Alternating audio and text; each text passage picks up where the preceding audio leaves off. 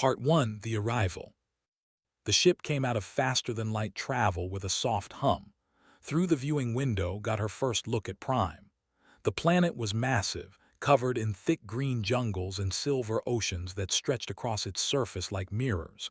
3 moons hung in the purple sky, each one bigger than Earth's single moon. It was beautiful. It was terrifying. It was going to be her home for the next 2 years. Was 22 years old.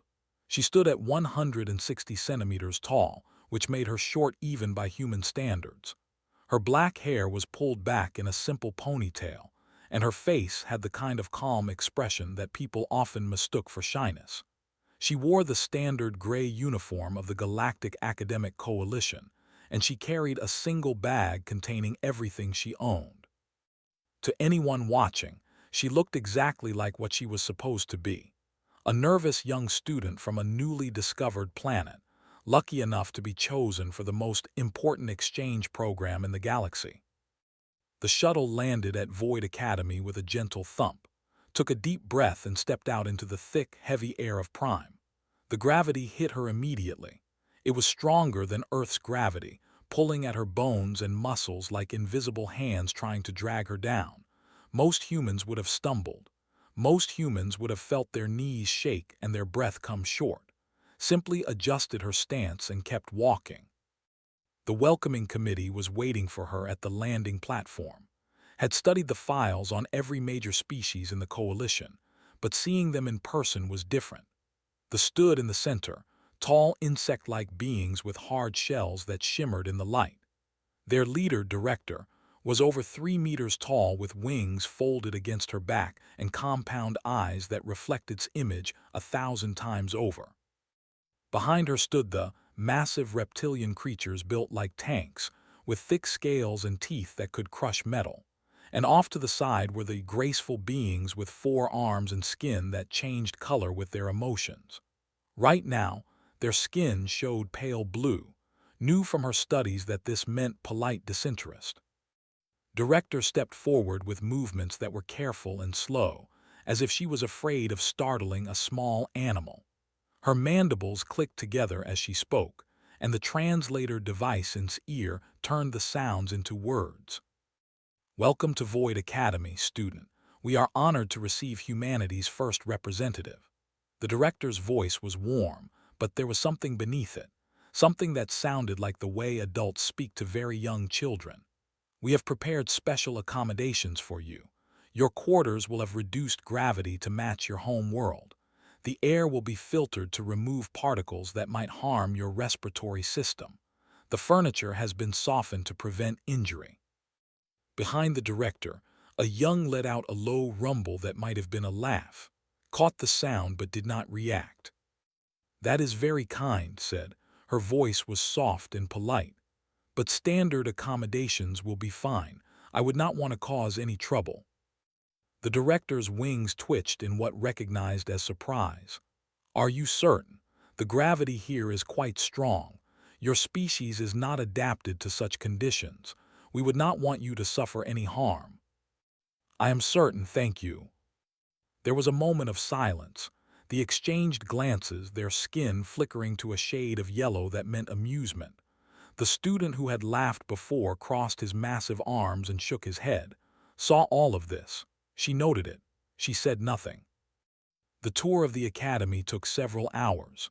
Director led through endless corridors filled with students from dozens of different species. Everywhere they went, heads turned. Eyes followed. Whispers spread like ripples in water. Heard fragments of conversation as she passed. That is the human. It is so small. How does it survive on its own planet? It looks like prey. The coalition is wasting resources. What can we possibly learn from such a primitive species? Kept her eyes forward and her expression neutral. She asked polite questions about the academy's history. She admired the architecture. She thanked the director repeatedly for her time and hospitality. She was the perfect guest, the perfect student, the perfect harmless little creature from a harmless little world.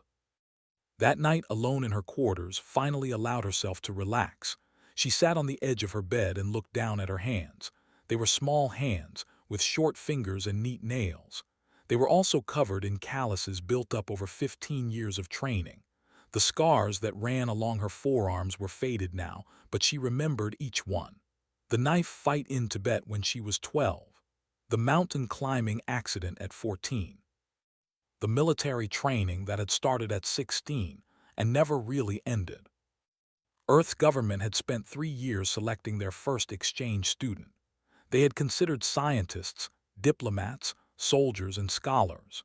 In the end, they had chosen a young woman from a small village in the Himalayas who had grown up in thin air and crushing cold, who had trained her body since childhood, who had survived things that would have killed most humans. They had chosen her because she was small and pretty and polite, because she looked exactly like what the galaxy expected a human to be. They had chosen her because she was the perfect disguise.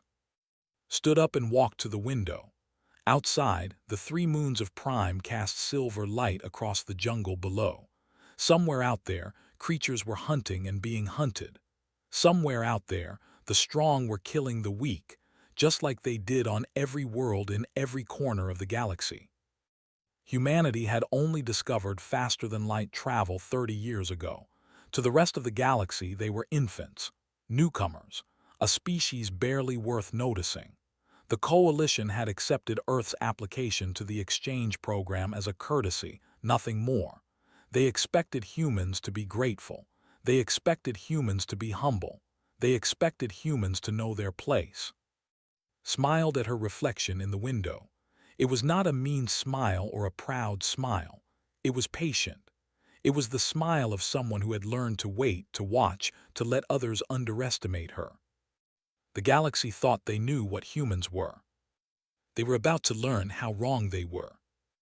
Turned away from the window and began her evening exercises. 200 push-ups, 300 squats, an hour of combat forms practiced in silence. The heavy gravity made everything harder but did not slow down. Pain was an old friend. Struggle was familiar ground. By the time she finished, her muscles were burning and her breath was coming fast. She showered, dressed for bed, and lay down in the darkness. Tomorrow, her real mission would begin. She closed her eyes and slept without dreams. Part 2: The Proving Grounds. 3 weeks passed at Void Academy. Attended every class, completed every assignment, and spoke only when spoken to. She sat in the front row and took careful notes while her professors lectured about galactic history, xenobiology, interstellar politics, and advanced mathematics. She asked thoughtful questions that made even the most dismissive teachers pause and consider their answers. She was, by every measure, an excellent student. None of this changed what the other students thought of her. In the dining hall, ate alone.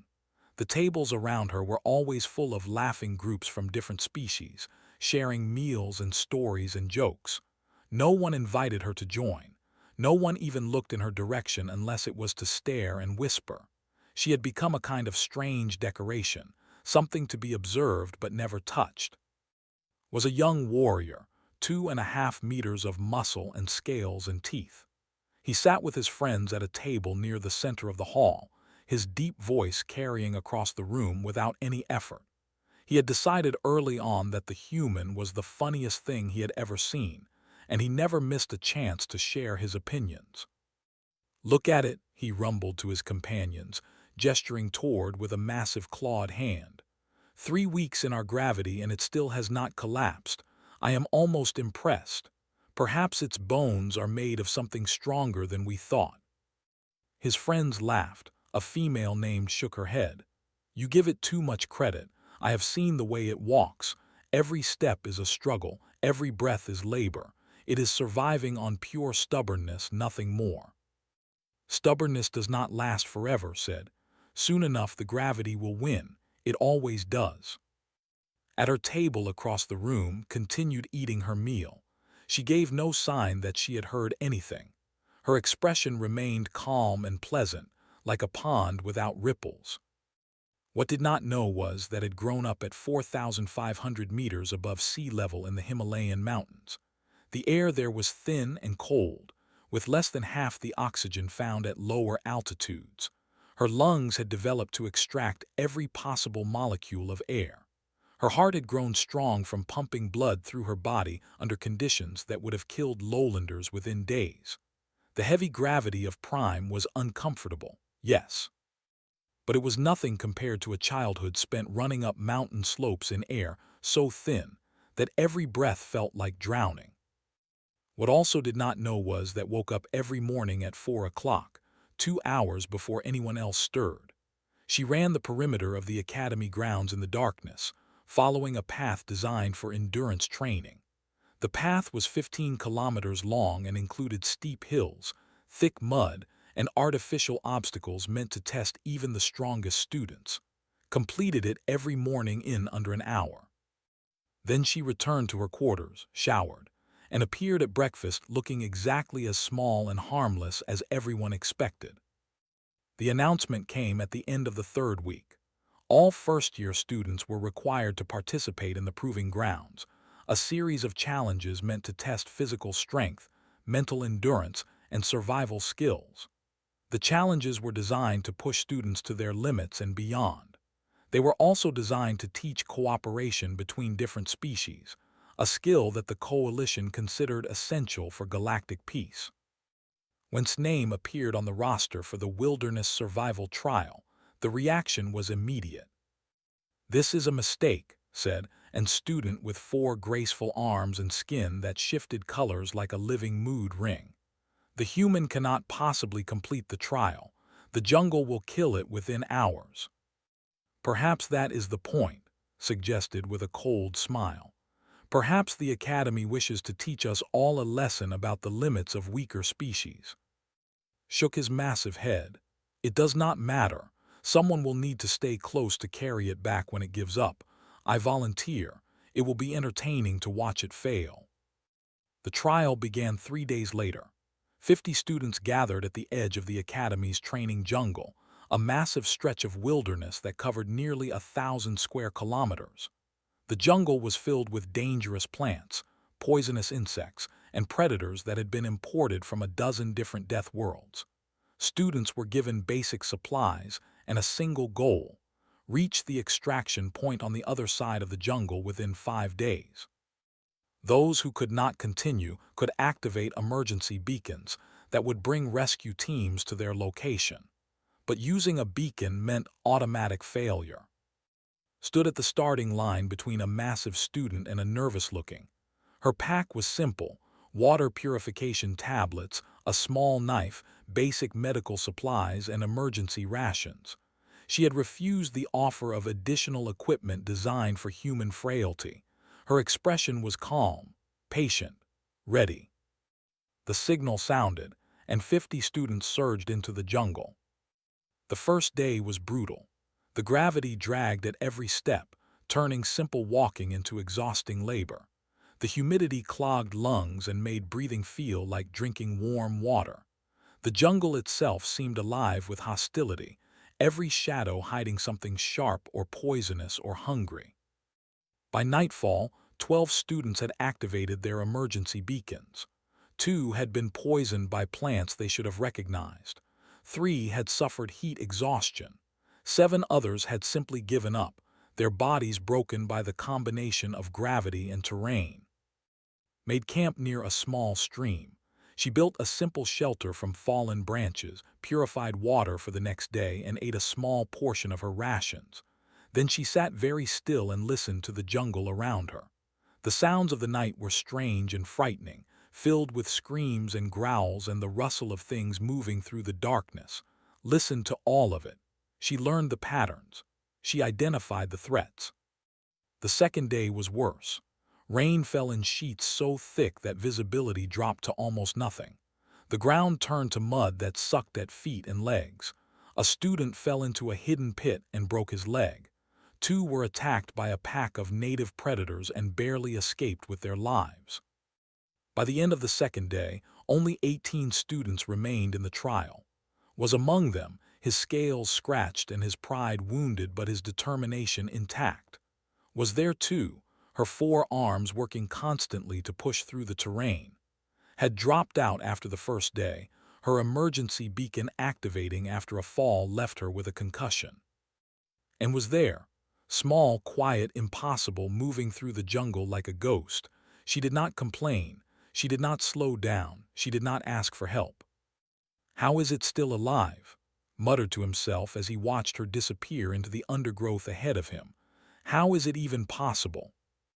He did not know that humans had spent millions of years evolving as persistent hunters, chasing prey across endless distances until the prey collapsed from exhaustion. He did not know that human bodies were designed for endurance above all else, capable of walking and running for days without rest. He did not know that the small, fragile creature he had dismissed was built for exactly this kind of survival. On the morning of the third day, woke to the sound of screaming. She was on her feet and moving before she fully understood what she was hearing. The screams were coming from somewhere ahead, somewhere close. They were not the screams of students complaining about hardship. They were screams of terror, screams of mortal fear. Ran toward the sound. She did not know what she would find. She did not know if she could help. But something inside her, something ancient and fierce that had kept her ancestors alive through ice ages and famines and wars without end, would not let her turn away. The jungle swallowed her up as she ran, branches whipping at her face and roots trying to catch her feet. She did not slow down. Whatever was happening, she would face it. She had no other choice. Part 3: The Beast Awakens. The owl had been created by a species that no longer existed. They had been engineers of war, masters of biological weapons, and they had designed the owl to be the perfect killing machine. 7 meters long from head to tail, 4 legs thick as tree trunks, ending in claws that could tear through starship armor, 6 eyes arranged in a crown around its skull, giving it nearly perfect vision in all directions. A mouth filled with teeth designed to crush bone and rend flesh. Armor plating that covered its body like scales of iron. The owl had been used to conquer worlds. Entire civilizations had fallen before them.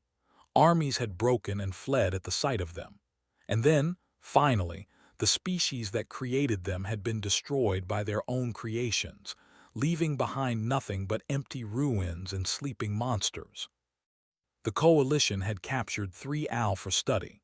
They were kept in the deepest levels of Void Academy's research facility, behind force fields and locked doors and armed guards. They were sedated at all times, their killing instincts suppressed by chemicals pumped directly into their brains. On the morning of the 3rd day of the wilderness survival trial, something went wrong. The details would come out later. A malfunction in the chemical delivery system, a guard who fell asleep at the wrong moment, a door that should have been sealed but was left open by mistake. The exact cause did not matter. What mattered was that one of the owl woke up, broke free of its restraints, killed 4 researchers and 2 security officers, and escaped into the jungle where 50 students were trying to survive. Emergency sirens screamed across the academy. Director mobilized every security force available and sent desperate messages to the students still in the trial, ordering them to activate their emergency beacons immediately. But the jungle was vast and communications were unreliable. Many students never received the warning, and some who did receive it were already trapped. Burst into the clearing and stopped dead in her tracks. The scene before her was chaos. A massive tree had fallen and beneath it lay the warrior who had mocked her for weeks. His leg was crushed beneath the trunk, bent at an angle that made stomach turn. Blood pooled beneath him, thick and dark. He was conscious but barely, his yellow eyes glazed with pain and shock. Behind a cluster of boulders, 4 other students huddled together. Was there, her skin flashing between colors so fast that it looked like a strobe light. 2 young crouched beside her, their wings pressed flat against their backs in fear. A small male had curled into a ball, his 4 arms wrapped around his head. And between them and any hope of escape stood the owl. The beast was even more terrible than had imagined. It stood in the center of the clearing like a nightmare made flesh, its 6 eyes scanning its surroundings with cold intelligence. Its claws were stained with fresh blood. Its breathing was slow and steady, the breath of a predator that knew it had all the time in the world. The owl saw, all 6 of its eyes focused on her at once, and she felt the weight of its attention like a physical force. For a long moment, nothing moved. The jungle itself seemed to hold its breath. Had approximately 2 seconds to make a decision. She could run. The beast was focused on the students behind the rocks. If she moved fast enough, she might be able to escape into the jungle and activate her emergency beacon. Help would come. Some of the others might survive. Or she could fight. The choice was not really a choice at all. Remembered something her grandmother had told her when she was very young. They had been sitting by the fire in their small house in the mountains, watching the snow fall outside. Her grandmother had been a soldier before she became a farmer, and she had stories that she only told when no one else was listening. "The wolf does not fear the sheep," her grandmother had said. "The wolf fears the shepherd. Do you know why? Because the shepherd is willing to die for the sheep. The wolf only wants to eat. The shepherd wants to protect. And a creature that is willing to die for something it loves is the most dangerous creature in the world." Was not a shepherd. She did not love these students. She barely knew them. But she was human, and humans did not run away when the weak needed protection. It was not in their nature. It had never been in their nature. Smiled. It was not a nice smile. It was not the polite, harmless smile she had worn since arriving at the academy. It was something older and darker, something that rose up from the deepest parts of her brain, where humanity kept its ancient memories. It was the smile of a species that had survived everything the universe had thrown at it. The smile of a species that had learned to fight back. The owl made a sound deep in its throat, a rumbling growl that shook the air. It recognized the change in its prey. It saw the shift in her posture, the tension in her muscles, the light in her eyes. For the first time, it felt something that might have been confusion. This small creature was not running. This small creature was not afraid. This small creature was preparing to attack. Moved. She sprinted straight at the owl, her feet pounding against the ground, her arms pumping at her sides. The beast roared and swung one massive limb toward her head, a blow that would have crushed a warrior into paste. Dropped into a slide, the muddy ground carrying her forward beneath the killing strike. She felt the wind of its passing above her, close enough to ruffle her hair. She came up inside the beast's guard, closer than it expected, too close for its size to be an advantage. Her fist shot out and struck a point just beneath its left foreleg. It was a nerve cluster that her xenobiology professor had mentioned during a lecture about owl anatomy. A weak point, a vulnerability. The owl screamed. It was a sound that would never forget. A sound of surprise and pain and rage, all mixed together into something that made the air vibrate. The beast stumbled backward, its movements suddenly clumsy, its coordination disrupted. Behind the boulders, stared with eyes so wide they seemed to take up half her face. "Impossible," she whispered. "That is impossible." But was not finished. She was only beginning. The beast recovered faster than she expected. Its head swung around and its jaws opened, revealing row after row of teeth that gleamed like wet knives. It lunged forward, mouth gaping wide enough to swallow her whole. Twisted to the side at the last possible moment. The jaws snapped shut on empty air, close enough that she felt the heat of the beast's breath on her skin. She reached out and grabbed one of its smaller teeth, using it as a handhold to swing herself up onto the creature's neck. The owl went mad. It thrashed and bucked and slammed itself against the nearest tree, trying to dislodge the tiny thing clinging to its back. Held on with everything she had, her fingers digging into the gaps between its armor plates, her legs locked around its throat. Each impact sent shockwaves through her body. Her ribs creaked, her vision blurred. Blood ran down her face from a cut somewhere above her eye. She did not let go. She could not let go. If she fell now, she would die. And if she died, the students behind those boulders would die too, would die pinned beneath that tree with no one to help him. They would all die, and the beast would move on to find more prey, and there would be nothing left but bodies and silence. Thought about her grandmother. She thought about the mountains of her home. She thought about Earth, spinning through the darkness of space, full of billions of people who had no idea what was happening on this distant world. She thought about what it meant to be human. And then she stopped thinking entirely. Something ancient took over, something that lived in her blood and bones, passed down through countless generations of survivors. It was not rage. It was not fear. It was something older than both, something that had kept humanity alive when everything else tried to kill them. It was the simple, absolute refusal to die. Tightened her grip around the owl's neck. She felt the muscles beneath its armor, felt the pulse of blood through its arteries, felt the structure of its spine against her forearms. She began to squeeze. Part 4: The Weight of a World. The fight lasted 11 minutes. Later, the security teams would analyze recordings from the surviving students' emergency devices and confirm that exact number. 11 minutes, 660 seconds, an eternity of violence compressed into a span of time shorter than a lunch break. Would remember every single second for the rest of her life. She watched as the human girl clung to the back of a creature that had destroyed armies. She watched as the owl threw itself against trees, against rocks, against the ground itself, trying to crush the tiny thing that refused to let go.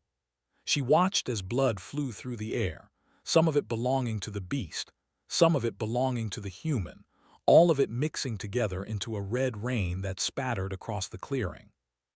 The two students beside her had stopped moving. They stood frozen, their compound eyes locked on the battle, their bodies rigid with shock. The small male had uncurled from his ball and was staring with an expression that had never seen before on any face of any species. It was awe, pure, simple, terrified awe.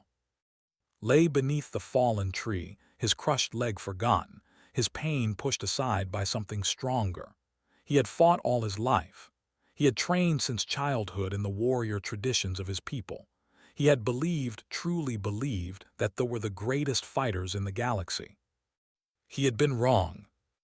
The human fought like nothing he had ever seen. She fought like something out of the old stories, the legends that warriors told around fires in the darkness. She fought like she had nothing to lose and everything to protect. Every movement was efficient, precise, deadly. When the beast exposed a weakness, she struck. When it tried to crush her, she shifted and flowed around the attack like water around a stone. When it managed to land a blow, she absorbed the impact and came back harder. The owl was faster. It was stronger. It was bigger by a factor of 10.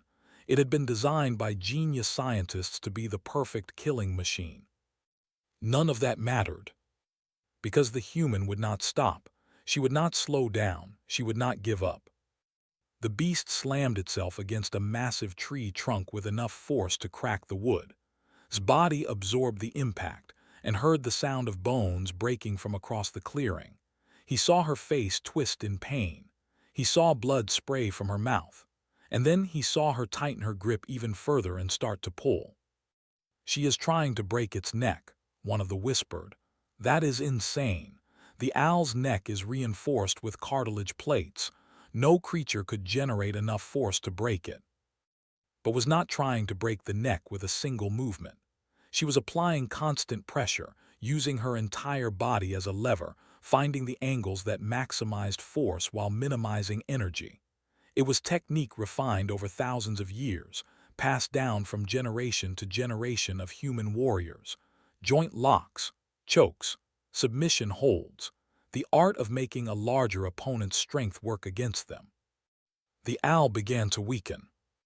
It was subtle at first, a slight stumble where before there had been perfect balance, a half-second delay in reaction time, a tremor in its massive legs. The beast was not designed for extended combat. It was designed to kill quickly, to overwhelm through pure physical superiority. No prey had ever lasted this long. No enemy had ever refused to die this stubbornly. 3 minutes into the fight, the beast collapsed to its knees.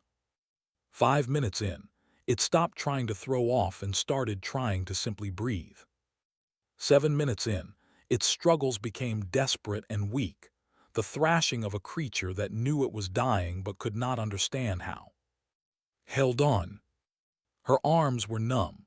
Her ribs were broken, she was certain of that now. Every breath sent fire through her chest. Her vision had narrowed to a tunnel, everything outside the beast's neck fading to gray static. Blood filled her mouth, and she swallowed it without thinking. She remembered the training exercises from her military service. The instructors had called it the death grip. Once you had it locked in, you did not let go until your enemy stopped moving. It did not matter how much it hurt. It did not matter how tired you were. You held on until the job was done. 9 minutes in, the owl made a sound that had never heard before. It was not a roar or a growl or a scream. It was a whimper, the sound of a predator that had suddenly become prey. 10 minutes in, its legs gave out completely. The beast crashed to the ground, its massive body shaking, its 6 eyes rolling wildly in their sockets. Did not let go. She found the last reserves of strength in her body, the hidden stores that humans only discovered in moments of absolute necessity. She pulled with everything she had, twisting the beast's neck against the angle of its spine, applying pressure to points that her hands had found through pure instinct. 11 minutes in, something snapped. The sound echoed through the clearing like a gunshot. The owl went rigid for one long moment, every muscle in its body locking up at once. Then it went limp, its head falling at an angle that no living creature could maintain. The jungle fell silent. Stayed where she was for several seconds, her arms still locked around the beast's neck, her body unwilling to believe that it was over. Then, slowly, painfully, she uncurled her fingers and slid down the creature's side until her feet touched the ground. She stood over the body of the owl, a monster that had terrorized 100 worlds, and she was so small beside it, so fragile, so impossibly, inexplicably alive. Blood dripped from her fingers. Her face was a mask of red. 3 of her ribs were broken, and she could feel something wrong inside her chest, something that needed medical attention very soon. But she was standing. She was breathing. She had won. Was the first to move. She came out from behind the boulders on legs that shook so badly she could barely walk. Her skin had settled into a color that did not recognize, something between white and silver that seemed to pulse with light. "You said," and her voice cracked on the word. "You killed it. You actually killed it." Turned to look at her. For a moment her eyes were strange, distant, still filled with whatever ancient fire had carried her through the fight. Then she blinked and she was just again. Small, quiet, polite. "Is everyone alive?" she asked.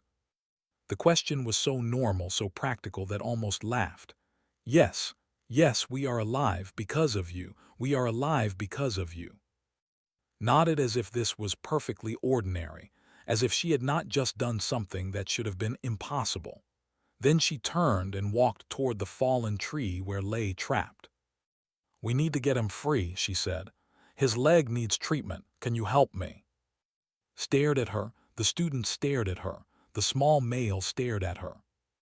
They had just watched a human kill a war beast with her bare hands, and now she was asking them to help lift a tree.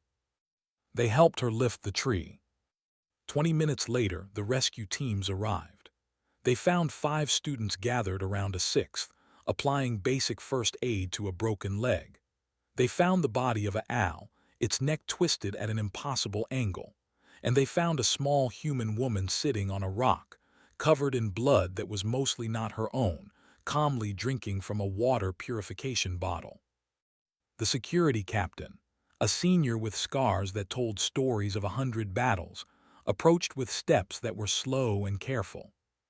"You," he said, "you did this." Looked up at him. Her face was pale beneath the blood. Her hands were trembling slightly, now that the adrenaline was fading, but her voice was steady. "It was threatening the others," she said. "I did what was necessary." The captain looked at her for a long moment. Then he looked at the dead owl. Then he looked back at her. "I have served in the coalition military for 40 years, he said slowly. "I have fought in wars across a dozen star systems. I have seen things that would break most minds." He paused. "I have never seen anything like what you did today." Said nothing. She simply took another sip of water and waited for the medics to arrive. The captain shook his head and walked away, muttering something under his breath that his translator did not catch, but heard it. And years later, when he told this story to his children, and he would always include those words. "Humans," the captain had said. "What are humans?" Part 5, What Earth Sends. The medical wing of Void Academy had not been designed for humans. The beds were too large, the instruments were calibrated for different biologies, and the staff had only theoretical knowledge of human anatomy. But they did their best, and 3 days after the incident in the jungle, was awake, alert, and receiving visitors. Her injuries were severe by any standard. 3 broken ribs, a punctured lung that had required emergency surgery, deep tissue damage across her back and shoulders, lacerations that covered nearly 40% of her body, a concussion that had kept her unconscious for the first 20 hours.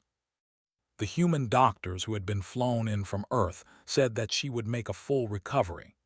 They said it as if it was obvious, as if surviving injuries that would have killed most species was simply what humans did.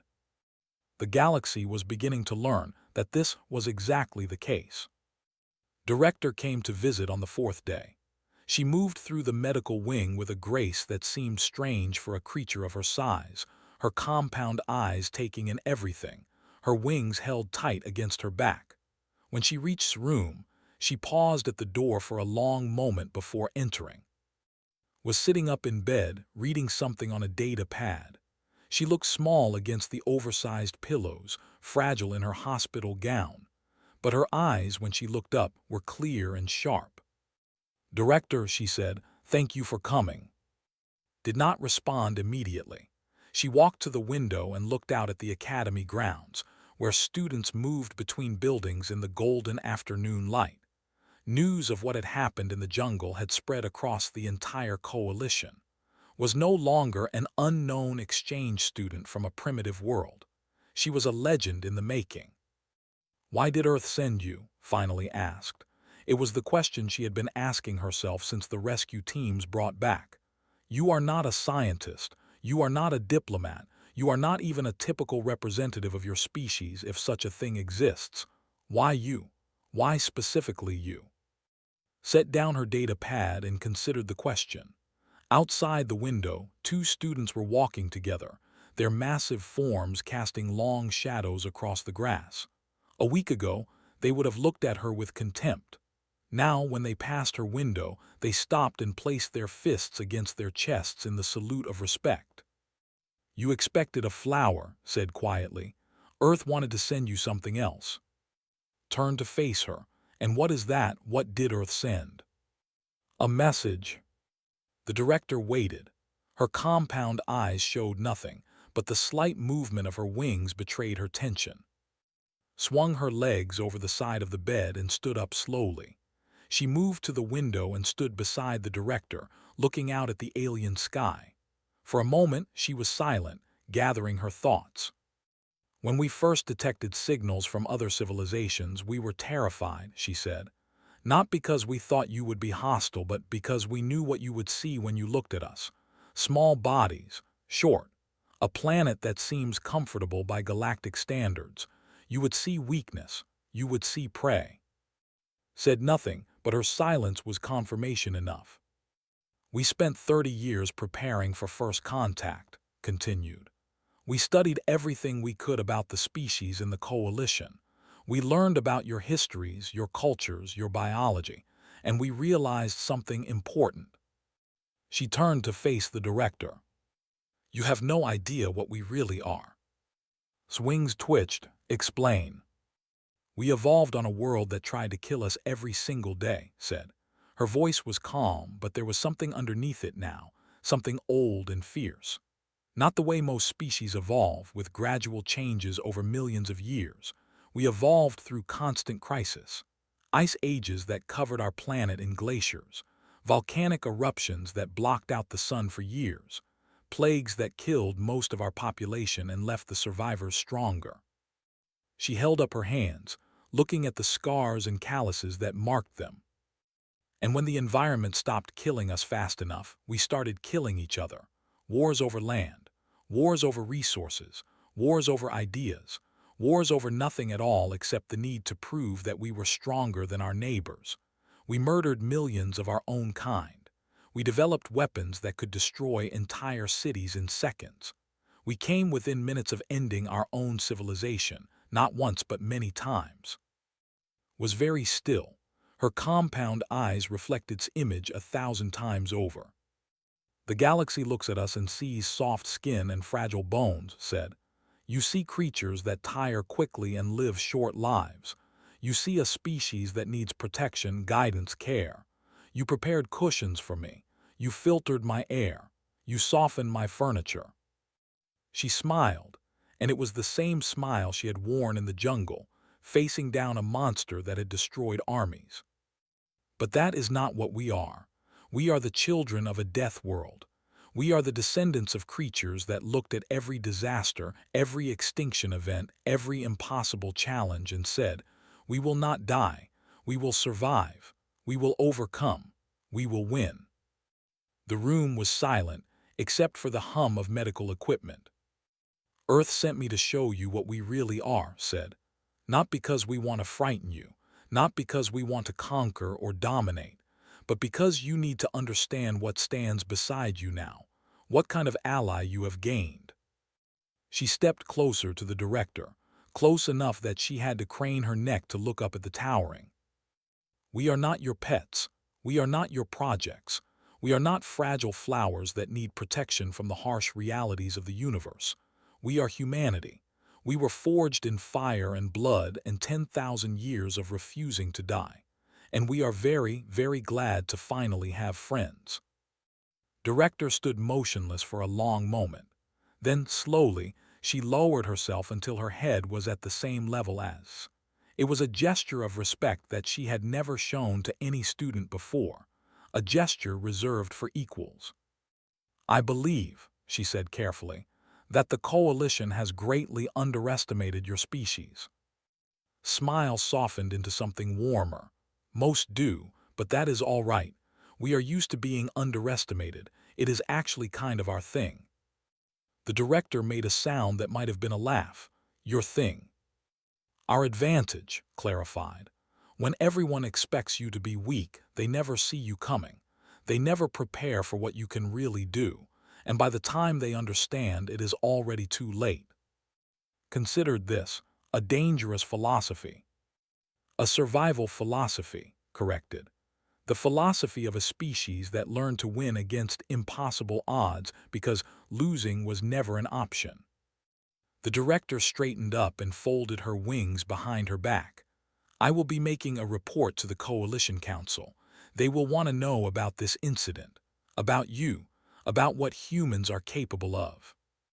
Nodded, I expected as much. Do you have any message you wish me to convey? Thought for a moment. Then she walked back to her bed and picked up the data pad she had been reading. On its screen was a document that she had been writing since she woke up, a document that she had known she would need to prepare sooner or later. Tell them this, she said. Humanity comes in peace. We wish only to learn, to grow, to cooperate with the other species of the galaxy.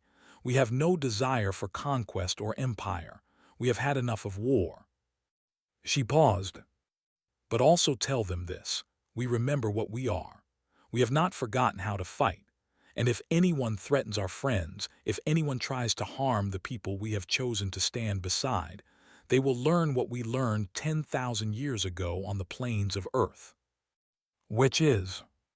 Met the director's compound eyes with a gaze that was suddenly very old and very fierce. that there is no creature in the universe more dangerous than a human who has something to protect. 6 months later, the Galactic Academic Coalition revised its classification system for member species. Earth was no longer listed as a developing civilization requiring special accommodations. Instead, it received a new designation, one that had never been used before in the Coalition's 1,000-year history. Category 0, Approach with Respect. And in the entrance hall of Void Academy, a new display was installed. It showed a small human woman standing over the body of a monster, her hands still raised, her eyes still blazing with the fire that had burned in her ancestors since the beginning of time. The inscription read simply, "They anticipated a delicate exchange student. They received a daughter of Earth. Let this be remembered. Humanity does not break. Humanity breaks what threatens it." Below it, in smaller text, were words that would be quoted across the galaxy for generations to come. "We are the children of a death world. We are very glad to finally have friends. And we will protect those friends with everything we have and everything we are, until the stars themselves burn out." Returned to Earth after completing her 2 years at Void Academy. She received the highest honors the Coalition could offer and was invited to speak at diplomatic functions across a dozen star systems. But she always said the same thing, no matter who was listening. "I am not special. I am just human, and any human in my place would have done the same thing." The galaxy was not sure they believed her, but they were absolutely certain they did not want to find out.